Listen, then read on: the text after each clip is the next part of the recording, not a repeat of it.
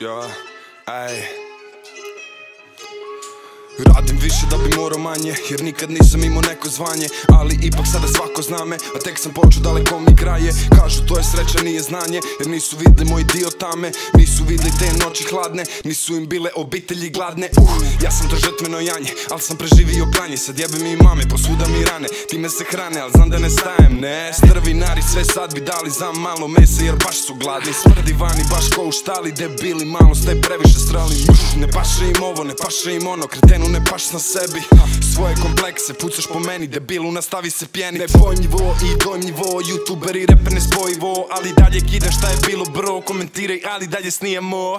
Neki ljudi nikad neće skužit u životu, dobiš koliko uspiš pruži. Zato danas ima tako puno dužnih, zato puno ljudi danas bira gubit.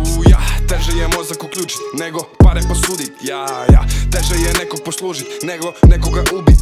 Neću vas sudit jer svi smo tu ludi, al zašto se čudiš kad vidiš da gubiš? Zašto sad nervozno sobom ti kružiš? Znam da me kužiš, al opet ćeš lupit. Sjebano je to, uzelo te bro, dobar je high, al sjeban je low life. To znaj, nisi kralj, to je prah, zadnji dah, čeka vas, puca glas, sporman gas, brz van das. I onda krivi na što već toliko ispred vas smo na stol. Bacim keš i blatno, zlato jer tamo sam gacko, al spasio sam mladost, pu pu pu pu.